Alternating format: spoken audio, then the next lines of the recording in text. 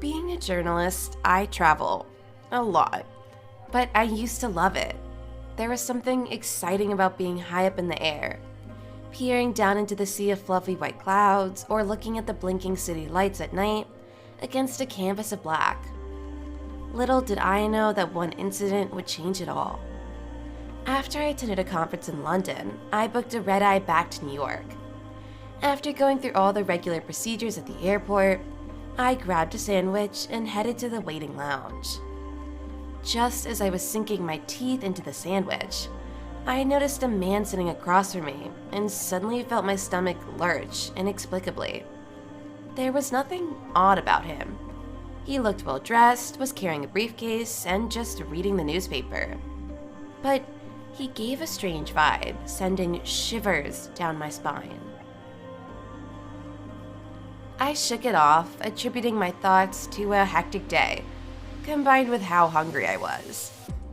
Yet, I felt myself wishing that he wouldn't be next to me on the plane. Once inside the airplane, I took out all the things I would need for my nightcap and started settling myself in for the long haul. I was so tired, I expected to doze off as soon as the flight took off. Just then, the man who I had seen in the waiting lounge passed by my seat. I felt a surge of relief, but it was only short-lived.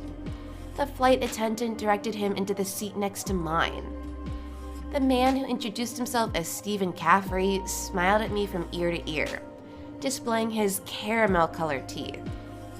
There goes my much-needed nap, I thought to myself. I had this urge to stay alert. This man was giving me a very weird vibe. The in-flight announcements began and the plane started to go around the runway. The flight attendants commenced their usual drill of what to do in the event of an emergency. I looked around the flight to see if I could request a seat change, but the flight was full. Just my luck. Stephen, who was surprisingly quiet until then, started making small talk. He told me he was the art director at his self-owned gallery in New York and was in London to acquire some unique materials for his next project. When he asked me what I do, I told him I was a journalist and was in London for a conference. On second thoughts, he didn't seem that bad. I reckon that I'd just seen too many true crime shows. Feeling a wave of relief and almost chuckling to myself, I decided I would just sleep. Almost as if he had the same thoughts, Stephen opened his briefcase and looked around for an eye mask under his files. What I saw while he was rummaging around gave me goosebumps. He had some unusual photos. Pictures of bones that looked like they had just been dug up. What was unusual is that they didn't seem professional. The bones didn't seem to have any of those yellow markers and didn't seem to be clean enough to belong to an archaeologist or anthropologist. What was an art director doing digging up bones? Stephen caught me staring into his briefcase and took the pictures out to show them to me. I asked if he had styled the bones for his new project, unsure whether I wanted to know the answer. He said that he was, in fact, working with bones for his next big project, adding that he was going to make a huge sculpture of out of 5,000 human bones he had collected. It was going to be a grand gesture of his love for his girlfriend, Sarah. My heart leaped to my throat and I felt queasy.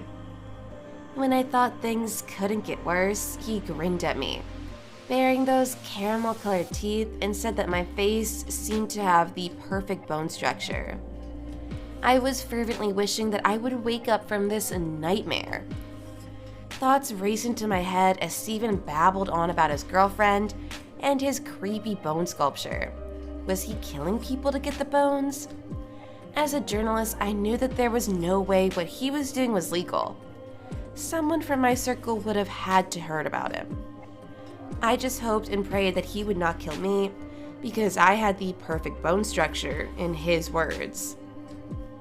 Thankfully, my stars aligned, and it was announced that the flight would be making an emergency landing as a passenger had taken ill. As the plane was drawing to a stop on the runway, I could see vehicles with red sirens screeching to a halt around us. To my surprise and confusion, the sirens didn't belong to ambulances. It was the police. When the plane landed, police and other tactical officers entered the plane and arrested Stephen. I later got to know that Stephen, whose real name was John Holt, was on Interpol's list of criminals for being the aide to one of the most infamous serial killers in the world. That's how he would get those bones. Sometimes when I close my eyes, I still see his creepy smile.